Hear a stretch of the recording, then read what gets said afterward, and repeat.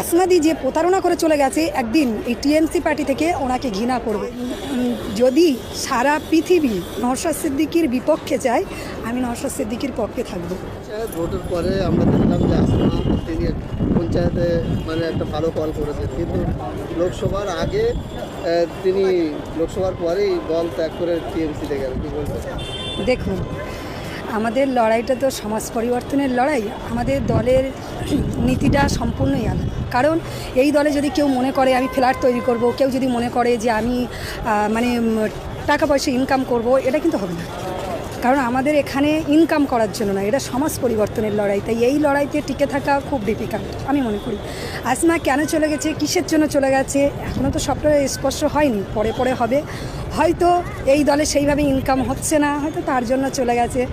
আর বিশেষ করে আসমা একটা কথা বলছিল যে ভাইজান সবসময় এখানে আসে না, ভাঙড়ের সময় দেয় না। যখন একটা কথা বলি, নাচতে না পারলে যে যখন নাচতে না পারবে সে কিন্তু উঠানেরই দোষ দেবে। তা যাই হোক, আসমা হয়তো নিজেকে কন্ট্রোল করে রাখতে পারেনি, তার জন্য বেরিয়ে চলে গেছে। ঠিক আছে, তাই ভাইজানের দোষ দেওয়ার কোনো দরকার নেই। একটা রাইট আছে, আমি মনে করি গণতন্ত্র প্রক্রিয়ায় কে কোন দল অ্যাকসেপ্ট করবে এটা একান্ত তার ব্যক্তিগত ব্যাপার। তো সে এ দল ছেড়ে ও দলে যেতে পারে, কিন্তু ও যে সাধারণ জনগণের ভোট নিয়ে উনি তো সমিতি মেম্বার। তো আমি একটা কথা বলবো যে ইস্তফা দিয়ে যাওয়াটাই বেটার ছিল। কারণ সাধারণ জনগণ, দেখো, ও হয়তো ভাবছে যে আমি আগামী দিনে হয়তো টিএমসিতে একটা বড় পদ, যাই হোক, যাই বলে যাক, নিজের ইনকামের জন্য যাক, কি কোনো জনগণের লোভ দেখানো কারণবশত যাক, একটা কথা বলবো, মানুষ ঘৃণা করবে।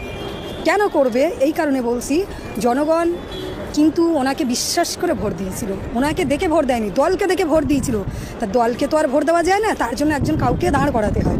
তো ওনার প্রতি একটা কনফিডেন্সের সহিত ওনাকে দাঁড় করানো হয়েছিল। উনি যে এত বড় প্রতারণা করবে, এই প্রতারণাটা করবে উনি, জনগণ ভেবে উঠতে পারেনি। তবে মনে করো টিএমসির লোক একদিন আসমাদিকে বলবে যে তোমাকে কি বড় পদ দেব, তুমি ওখান থেকে সমিতি মেম্বার হয়ে যদি আইএসএফ থেকে যদি টিএমসিতে যোগ দিতে পারো, আর আগামী দিনে তুমি টিএমসির বিধায়ক হয়ে হয়তো বিজেপিতে যোগ দেবে। এটা মানুষ তুলবে, আঙুলটা ওর দিকে তুলবে, আসমাদির দিকে তুলবে। কারণ উনি তো জনগণের সঙ্গে আমি মনে করছি প্রতারণা করছে।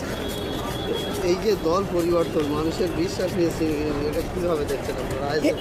এটা আমি খুব আসমাদিকে সত্যি আমি মন থেকে ধিক্কার জানাই। এটা করা উচিত হয়নি। যদি বলো কেন, উনি টিএমসি থেকে এসেছিল, ঠিক আছে, যখন আপনি টিএমসি থেকে এসেছিলেন তখন তো ভেবেচিন্তেই আসা দরকার ছিল।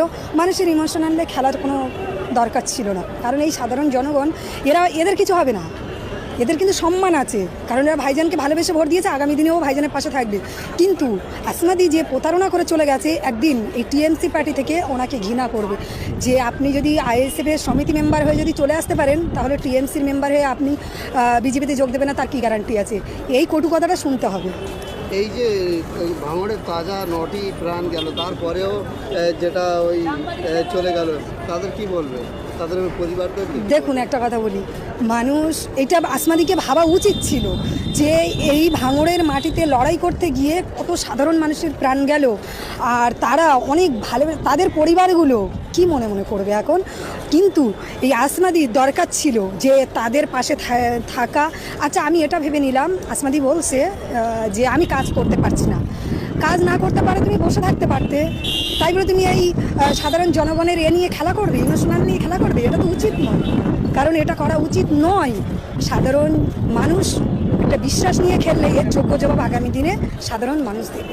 ভাঙড়ে আসমার মতন আপনার যদি লাখ লাখ টাকার একটা অফার আসে, আপনি কি দল থেকে আইএসএফ থেকে ছেড়ে ওই দল? দেখুন, অফার তো আমাকে